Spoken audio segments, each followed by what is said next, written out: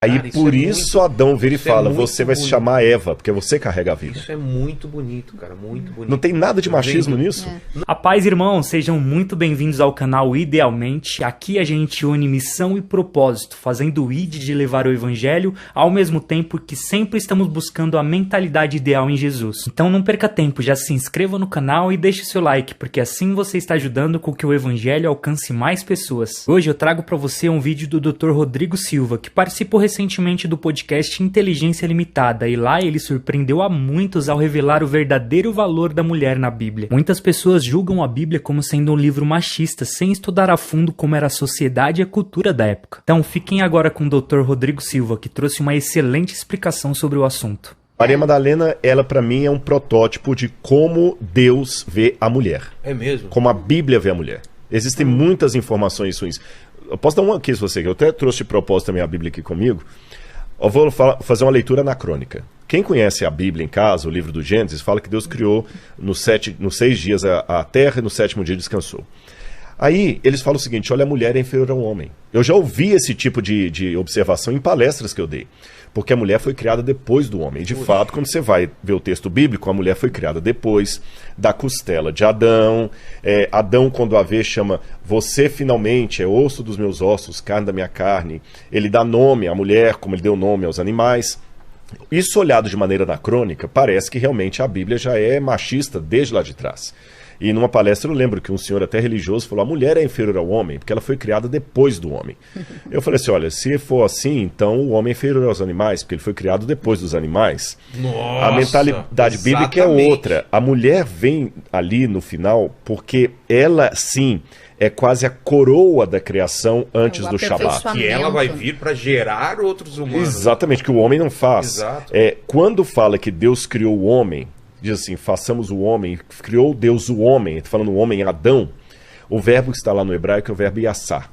Yassar é criar, fazer, manipular, um objeto de barro, tipo um jarro de barro, yassar. Aí, mais alguns versos à frente, fala assim, e Deus formou a mulher. Na Bíblia em português está formou o homem, formou a mulher, mas no hebraico são 2 verbos diferentes. Quando menciona que Deus formou o homem, yassar, quando fala que ele formou a mulher, é baná. Sabe qual a diferença entre os 2 verbos? É como se Adão fosse feito a machadada e Eva fosse feita polida, esculpida, acabada. Então é como se Adão fosse... mais cuidado. Mais cuidado. Adão é a parede de tijolos sem reboco. Entendi. A mulher é a mesma parede, agora com reboco, pintada e tudo mais. Então a Bíblia traz um enaltecimento. Quando ele dá o nome à mulher, por exemplo, é interessante que ele chama de Eva. Eva, ou Ava, em hebraico, aquela que carrega a vida. Porque Eva significa isso? É aquela que carrega a vida. E olha bem, ele dá esse nome para Eva justamente depois de ouvir a sentença de Deus, que agora eles estavam condenados porque comeram o fruto proibido. Eles comeram o fruto proibido, agora a morte ia passar. Então eles não tinham nomes? Não, só Adão que tinha nome. Eva não. Ele só dá nome para ela depois desse episódio. Não sabia. Não é antes. Antes ele só chama de mulher. Entendi. Ou seja, o título hoje mulher, que você aplica indistintamente a todos, no início era o nome próprio, Ishá. Ele é Ish e a mulher é Ishá. Então, nesse sentido da Ishá, ele fala, se chamará varoa, porque do homem foi tomada.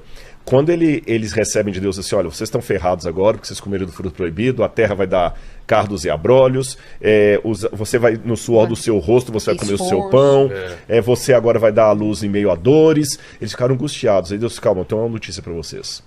Da semente da mulher, eu vou suscitar um Messias. Nossa. E esse Messias vai esmagar a cabeça da serpente. Olha a promessa que foi feita em cima E da onde que viria essa salvação? Da mulher. Aí cara, por isso Adão vira e fala, você vai se chamar Eva, porque você carrega a vida. Isso é muito bonito, cara, muito bonito. Não tem nada de machismo nisso? Não, é que é errado, né? Se você for olhar, o professor fala muito de anacronismo, é muito errado você pegar um contexto cultural... Anacronismo é isso, né? Só pra quando explicar você, o que é. Exatamente. Quando você retira... as coisas do seu contexto histórico. Exato. Então, não tem como eu usar um termo que é super moderno, que tem a ver com opressão, porque a gente não nega que machismo existe. Óbvio que existe, tem um monte de gente escrota aí. Só que tem que ver o contexto histórico, contexto social escrota. A Maria Madalena, ela não se sentia que tava todo mundo fazendo mansplaining pra ela, gaslight. Não existia isso, porque não era. Existiam papéis diferenciados, e também ninguém tá falando que aquela cultura era certa, não. Sim, não. Isso mas, assim como escravidão exatamente, também, né? Não tem Existiu uma coisa... em vários... O fato de estar errado, e a gente tá falando que um contexto não cabe no outro, não é que a gente endossa, muito pelo contrário. Mas é que tinha um lugar de importância a mulher para Deus, sempre teve. Se num contexto, do mesmo jeito que para os filhos de Israel, obviamente Deus os amava, tinha um lugar para eles, mas eles foram escravizados mesmo assim, porque existiam ações, consequências, reações. Então, esse exemplo é bom, né?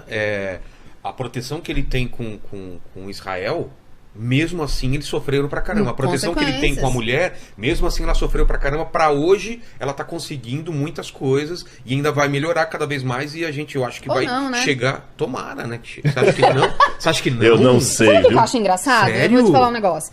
Nossa, agora eu fiquei preocupado. Depende do que você chama de melhor, né, Vilela? Mas você não é otimista? Nem um pouco. Veja só, quando vários escravos, eles, aqui no Rio de Janeiro, registros do Rio de Janeiro, aqui no Brasil, foram alforriados, existem várias cartas, anúncios de jornais no Rio de Janeiro, que assim que eles eram alforriados, a primeira coisa que eles faziam era comprar escravos para si mesmos. Ah, é?